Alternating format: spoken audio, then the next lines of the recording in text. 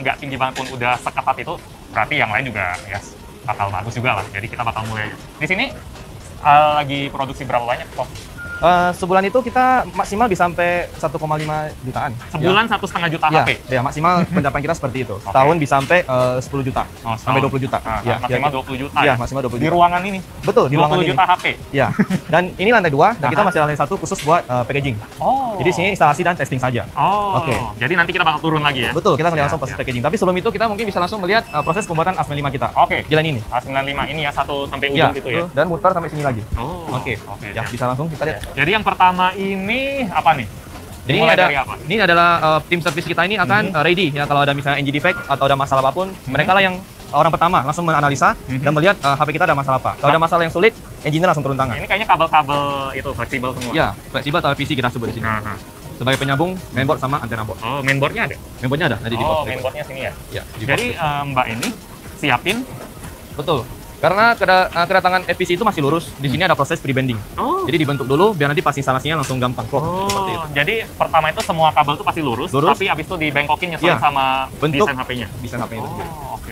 Nah, ini adalah baterai cover, ya dia cek eksternal dulu, pastikan oke. Ya. Betul. Jadi ngetes bodinya dulu, ngetes ada yang leset atau patah mungkin gitu ya. Betul, baret, gumpal dan sebagainya. Kemudian pasang lensa di sini. Setelah pasang kita butuh press lagi ya untuk mengaktifasi lemnya. Jadi copot. Jadi itu lensa kepisah dari body awalnya. Jadi kalau misalnya baru datang satu kardusnya itu berarti satu body satu modul lensa gitu ya. Terpisah. Sama juga cek juga eksternalnya, kita sangat kontrol untuk masalah eksternal ini. Yang biar customer dapat yang sudah paling kinclong dan mantap. Jadi mata dari operatornya itu harus setajam elang lah ya. Benar, dengan bantuan kaca pembesar. Oh iya, ada kaca pembesar. Iya, benar. Habis itu kalau udah dia langsung pasangin apa gitu? Iya, ini ada waterproof stiker.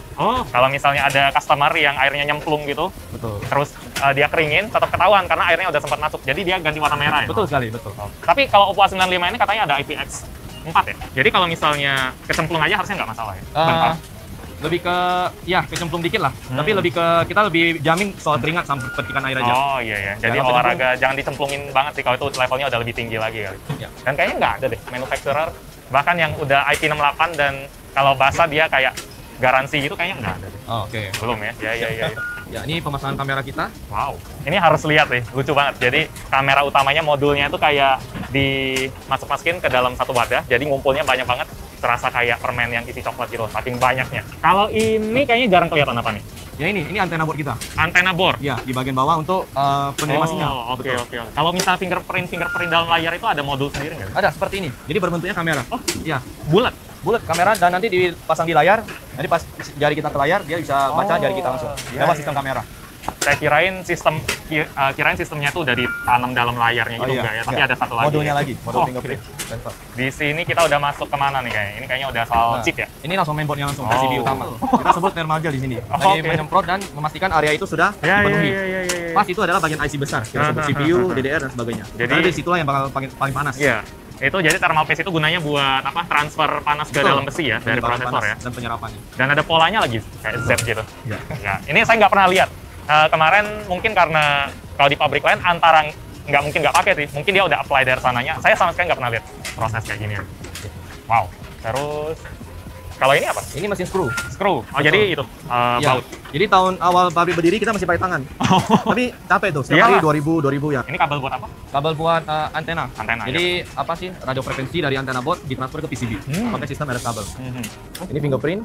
Ya. Sampingnya tuh motor vibrasi nanti. Kalau ini rak apa nih? Tray semua kayaknya. Ya, ini tray material. Jadi ini adalah pos pertukaran material kita. Yang baru datang di sini, kemudian asisten akan datang ambil dan yang udah habis akan ditaruh. Ini dijatahin, disebar-sebarin gitu ya. Betul, tergantung. sudah ditentukan. Tapi yang baru lagi nggak ada. Ya, ini kebetulan udah diambil dan ini lagi proses pengembalian. Ada jatah harian nggak?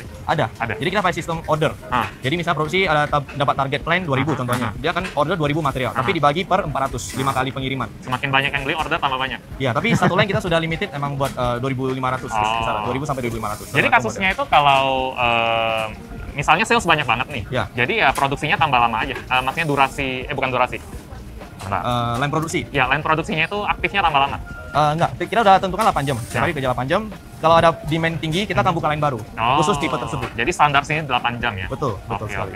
Bisa nggak kalau misalnya satu HP laku banget setahun, itu dilanjutin terus nggak? Atau lanjutin terus? Lanjutin terus? Iya, dan dengan line yang semakin banyak, tergantung demand dari market itu sendiri.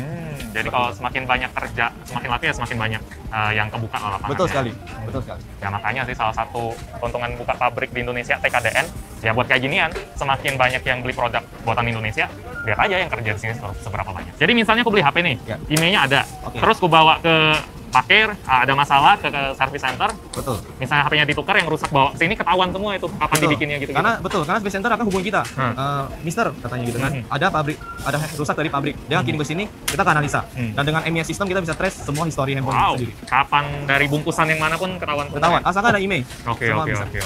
Emailnya nanti di situ? Di bagian packaging. Soalnya ada injek email. Betul sekali. Ya, ini setelah proses pemasangan, tes cara di sini, tes arus. Memastikan tidak ada kebocoran sebelum jadi unit. Kalau misalnya listrik bermasalah juga dalamnya rusak semua. Betul, selain rusak, customer akan merasa kok baterai aku cepat habis sih, karena ada arus yang bocor, seperti itu. Sehingga kita akan menguji di sini. Oh, ini ada kotak sampah juga? Betul. Kalau misalnya ada apa nih, sampah biasa? Ya, ada tape ya, atau ada sarung jari yang rusak, kita ganti semua dibuang sini, biar tidak berantakan. Ini binding system. Jadi kita buat track history, kita ada sistem bindingnya dulu. Jadi semuanya material itu terikat, ya, dari PCB, kamera, LCD, kemudian speaker dan sebagainya itu semua terikat. Jadi kalau kita tracing, kita bisa tahu ini produksinya kapan, pasangannya dengan siapa. Jadi nggak mungkin bisa di orang spare part gitu, nggak bisa ya? Betul sekali. Aman dan sangat foolproof. Jadi kalau misalnya ada orang mau sekedar ganti spare part, terus dia nyalain Oppo-nya, ada yang masalah, itu bisa ngomong gitu ya? Betul, kita ada history semua. Iya. Wah, ini mesinnya gede. Betul. Jadi sebelum di screw kita ada pengancingan button cover dengan alat bantu. Ini memastikan tidak ada renggang. Nah, kadang-kadang customer juga komplain ada renggang, tapi kita udah pakai tools yang sangat foolproof lah ya. Itu akan dipasang dengan akurasi yang tinggi.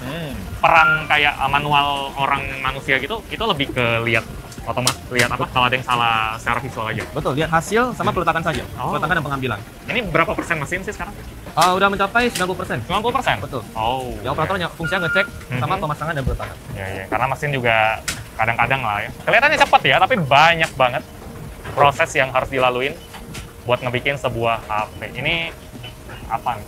Ini adalah mesin repress. Jadi baterai cover setelah kita selesai pasang, kita memastikan dia juga teraktivasi lemnya, biar nggak copot. Jadi dipress dulu dengan standar ya 10 detik sampai 15 detik, tergantung tipe tertentu. Yang kalau orang mau buka itu harus pakai yang hawa panas itu? Betul, blower dan sebagainya, tidak bisa dibuka sembarangan. Jadi ini udah siap di testing. Oh, testing dulu, bukan dibungkus? Belum, masih tahu cepat. Tahu cepat ya? Iya. Jadi habis selesai kita akan testing di proses. Semua HP yang dijual di pasar itu di testing? Betul sekali, wajib. Oke. Ini kalau nungguin Mbak ini 10 menit, entah ada berapa HP udah berjajar. Secepat itu produksinya. Ini kalau misalnya ada satu station yang macet itu gimana? Karena semuanya urutannya oke kan? Dan nggak bisa maju tanpa sebelumnya. Oke, benar. Kita juga pakai sistem foolproof ya, one flow system. Ya kalau skip itu nggak boleh. Skip ya nggak boleh. Pastinya ya, atau loncat dia akan minta untuk balik lagi. Nah, kalau misalnya macet itu udah pasti akan terjadi. Ya, di setiap sistem produksi pasti ada. Ya, dan disitulah challenge ya buat kita para engineer. Kalau mesin kita ada ME atau mesin engineer. Kalau misalnya produk yang bermasalah itu ada produk engineer untuk menganalisa dan segera memberi penanganan. Maksimal 10 menit. Jadi harus cepat turun sini? Betul. Ya, 10 menit harus selesai. Kalau lewat 10 menit, kepala pabrik akan tahu. Langsung ditanyain. Dan di situ tantangan kita untuk segera mungkin menyelesaikan. Karena prinsip Oppo itu tidak boleh membawa penyakit dalam proses produksi. Harus jelas dan clear. Nggak boleh, ya udahlah gitu, nggak boleh. Tidak boleh. Kalau ini kayaknya mbaknya lagi foto-foto. Ini lagi testing. Pengecekan kamera. Betul. Karena ini tipe baru, kita dari requirement untuk mengecek 10.000 pertama itu menggunakan sistem manual. Tapi kalau udah 10.000 ke atas pasti tembus kan soalnya? Kalau udah tembus, kita akan pakai mesin full. Karena masih baru, kita butuh waktu untuk setting mesin, menjamin tidak ada kelolosan. Jadi butuh bantuan dari manual dulu. Kalau ini juga? Ini adalah flashlight calibration. Jadi kalau kita flashlight itu, warna warmnya itu kita ada ketentuan. Tidak boleh terlalu kuning, nggak boleh terlalu putih. Ada warna yang pas dengan kalibrasi di kotak hitam ini. Kirain terangnya juga dikalibrasi nggak ya? Itu lebih ke... Itu udah standar. Kalau ini mesin apa sih? Nah, ini mesin kalibrasi kamera. Tapi ini belum dipakai karena ini baru awal ya? Sudah dipakai, tapi di tengah-tengah. Jalurnya agak kecil, karena mesinnya terlalu gede. Jadi fungsinya itu adalah perpaduan antara kamera utama dengan kamera mikro, yaitu bagaimana dia bisa matching dalam proses pengerjaannya. Kita butuh kalibrasi dulu timingnya. Tapi ini beberapa HP doang? Yang semuanya. sampel? Semuanya? Semuanya, 100%. Tapi kayaknya cuma 2 doang? Ini satu sama ini satu. Kalau ini tadi saya perhatiin, ini harusnya sensor ya. Betul sekali. Soalnya diputar-putar, terus ada NFC-nya, terus dia keluar banyak angka-angka setiap dia dimiringin itu angkanya berubah. Betul. Berarti ya ini mesin yang cocok buat Anda yang sering nanya, Bang, ada sensor ini nggak? Ada sensor itu nggak? Dijawab semua di mesin ini, ada semua. Kalau ini, kalau saya perhatiin ini tempat ngetes nyolok-nyolok port gitu. Betul sekali. Oke, ini ada USB Type-C, terus di sini ada kayak colokan headphone jack gitu. Betul, jadi kan? dia ngetes aktif atau enggak gitu. Bener, ada network nggak? Ya, Oh, dan kalau konektivitasnya. Oke, ada konektivitas maksudnya. Konektivitas headsetnya itu lancar atau enggak? Oh. Left, right, mic, dan sebagainya. Oke. Kalau ini bagian Pengetesan LCD. LCD. Betul. Jadi ngetes ada error atau apa gitu ya? Ya, Gitu. lebih ke arah ada bintik, bercak Oh. gitu ya. Atau bocor cahaya dan sebagainya. Yang penting mengganggu layar lah. Oke. Tekan di Kalau sini. itu bukan dites di tempat tadi. Itu cuma pasang aja. Iya, Atau proses tesnya berkali-kali. Enggak, cuma di sini doang. Oh. Betul. Iya. Tadi mungkin proses pemasangan tadi. Jadi dia di sana mungkin belum tahu itu hidup atau enggak gitu. Bener. Ya? Oh. Kalau ini Ya, ini adalah mesin penempelan screen guard. pakai mesin. Betul, semua udah otomatis dan sangat cepat prosesnya. Oh, soalnya dulu ke pabrik yang lain dia kayaknya masih pakai tangan ditempelin gitu deh. Oke, Ya. jadi kita udah dari 3-4 tahun lalu lah, semua udah full pakai ini. Sekarang kayaknya semua HP Oppo ada lah ya, Iya. screen card-nya. Wajib ada. Wajib ada. Ya, karena itu emang kesukaan dari customer pecinta Iya Oppo sih. kita. Karena kalau orang beli HP tanpa screen guard biasa pasti beli lagi Beli ya. lagi dan tidak terstandar. Iya sih. Nah, ini sudah terstandar dari sana. Ya, jadi ya sekalian. Kalau ini kayaknya udah terakhir ya, udah di packing gitu. Bener. Jadi ini pos terakhir udah cek eksternal dengan proses closing handphonenya sendiri. Ah, Pakai sistem. ah. Ini jadi abis itu ditaruh di sini, Betul. terus dia bakal jadi ini HP semua nih, HP semua 4 tumpuk ini. ada isinya. Ada isinya Ya. semua. Satu ini berapa kok ada yang kosong? 50. Oh. 50. Dan Oke, kosong itu oke. biasa lagi proses sampling. Oh, sampling Dan jadi revisi. random gitu ya. Betul diambil. sekali. Random. Dan ini bakal dibawa ke Packaging lantai satu packaging nanti. lantai 1. Oke. Jadi ini satu hari bisa berapa kotak? Satu hari, wah bisa ribuan kotak ya. Sehari. Iya, Kotak sehari. loh, bukan HP loh. Iya, kotak ini. Kotak Ribuan ini ya. Dan dikali 50 tadi Iya, bilang. Wow. Iya, bisa hitung juga. Ini jam kerjanya 8 jam. 8 jam. Sabtu Minggu libur. Satu minggu libur. Ya Kalau- 5 hari seminggu. Betul, tapi kalau lagi high season, ya bisa mau lebaran, Mhm. mau natalan, kita biasa ada overtime Oh. untuk jam-jam tertentu. Oke. Ribuan kotak bukan HP ya. Iya, Kadang itulah orang Indonesia banyak loh. Sekarang kita ke bawah ya. boleh ke bawah. Jadi di line ini udah di lantai yang berbeda. Ini ibaratnya proses platingnya lah ya. Ini kayak dikasih email biar ada identitasnya si HP itu yang udah kedaftar di Kemenperin. Jadi biar nggak lolos yang misalnya nggak kedaftar nggak bisa. Di sini udah resmi semua. Di sini dikasih software ColorOS. Jadi diinstal. Kalau tadi di atas itu masih program pabrikan semua. Kalau ini udah yang resmi ColorOS punya. Di sini dia di reset. Jadi di factory reset biar pas kita hidupin itu nggak tiba-tiba masuk ke home screen gitu. Kita masuk ke pilih bahasa. Biasa kan kayak gitu. Itu harus di factory reset. Kalau di sini aksesorisnya dimasukin semua dari kabel, casing, terus ada charger juga di seberang situ 33 watt kalau yang Oppo A95 ini. Dan di sini dia baru di binding semua. Jadi chargernya apa, kabelnya apa, kodenya dimasukin kode semua biar nggak ketukar lagi. Dan di sini ya ini packaging. Di sini baru dikasih kayak label-label misalnya nggak boleh dibongkar, nggak boleh diotak-atik kayak ya regulasinya lah. Dan di sini baru wow, lucu. Ada kayu yang ngedorong gitu di wrapping dan Oppo bilang sistem wrapping mereka tuh unik, ada ciri khasnya sendiri biar nggak diutak-atik orang misalnya wrap ulang HP bekas itu nggak bisa, dan itu bisa di tracking semuanya udah kedata. Dan ujung-ujungnya setelah diproses kita sini ada tumpukan Oppo A95 yang sehari bisa ribuan unit. Entah orang Indonesia kebutuhan HP-nya setinggi apa, tapi kalau dilihat dari satu jenis HP aja sehari ribuan unit, berarti ya untunglah saya milih channel tipenya bahas HP ya, bukan bahasa. Karena ya gini, yang nonton banyak. Dan ujung-ujungnya semuanya terbungkus dengan rapi di sini. Boleh diangkat ya? Boleh, Wow. silakan. Ini satunya berapa? Wah, satunya bisa 5 kilo, 5 kilo. Berapa unit? 10 unit. 10 unit. Dan ini bakal didistribusin langsung ya? Betul sekali. Tapi nggak ada kode. Oh, ada nih.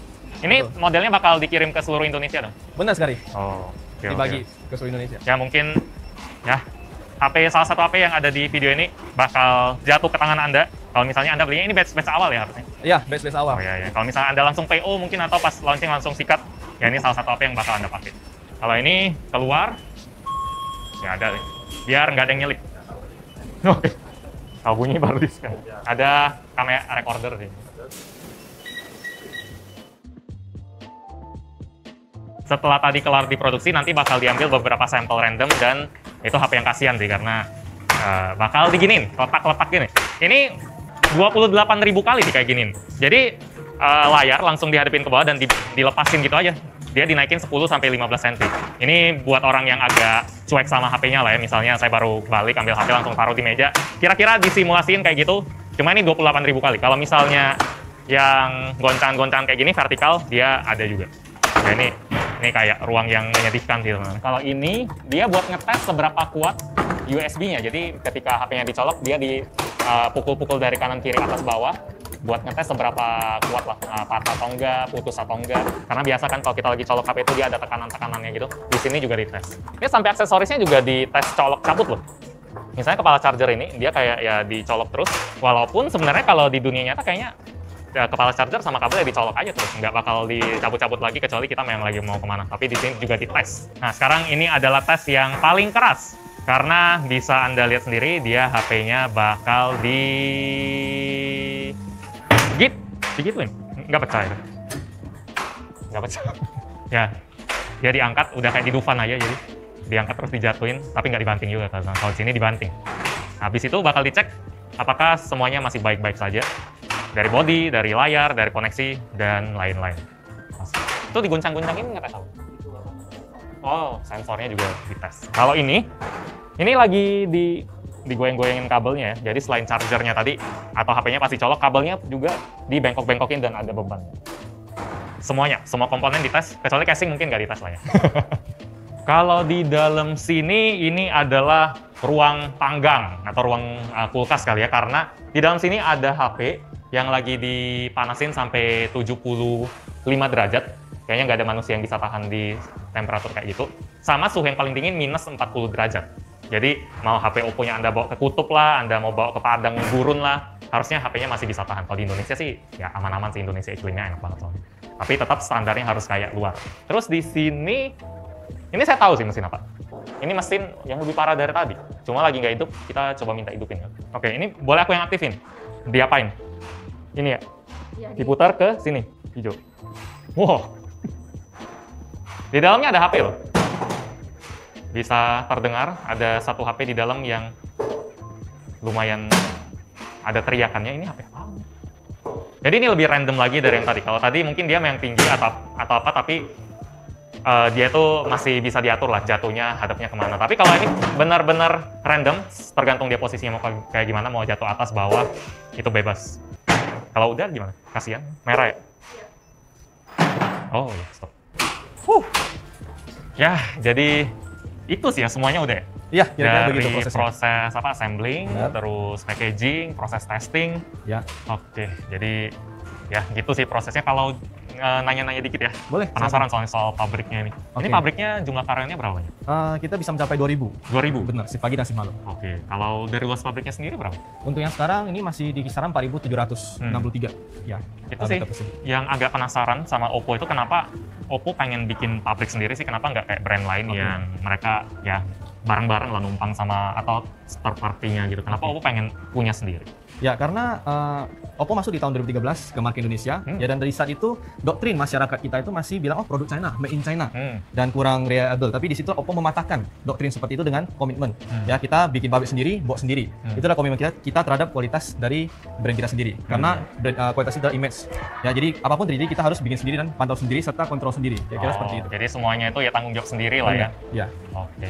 Ya itu sih yang penasaran kenapa Oppo pengen bikin sendiri. Ada pesan buat pengguna Oppo nggak atau calon pengguna Oppo? Ya. Gitu? Jadi buat semua teman-teman pecinta Oppo ya, handphone Oppo pastinya sudah melewati proses yang sangat ketat. Bisa dilihat Ya. sendiri. Jadi kalau teman-teman tertarik sama produk Oppo, nggak usah ragukan lagi. Ya, semua kita lakukan terbaik dari pabrik untuk kalian semua, karena kita juga pegang salah satu orientasi pengguna. Ya, kepuasan kalian adalah nomor satu di pabrik kita. Kira-kira Sekarang seperti pakai apa ya? Sekarang aku pakai Oppo A95 pastinya. Okay. Ya. Lalu testing dulu ya. ya. Harus testing sih, tuntutan pekerjaan juga ya. Iya, benar. Product engineer. Ya, Nah, sejauh ini aman dan sangat berguna, sangat bagus. Oke, sip. Thank you ya Ko Dwi buat penjelasannya dan udah ditemenin sepanjang video ini. Kalau soalnya kalau lihat mesin doang nggak ngerti. Oke, siap. Terima kasih juga Mas David. Sama thank you juga buat Anda yang udah nonton video yang lumayan panjang harusnya. Jadi ya like aja kalau suka, dislike kalau nggak suka, dan kita ketemu lagi di video selanjutnya. Mungkin kalau pabriknya upgrade lagi boleh datang lagi ya. Iya, silakan.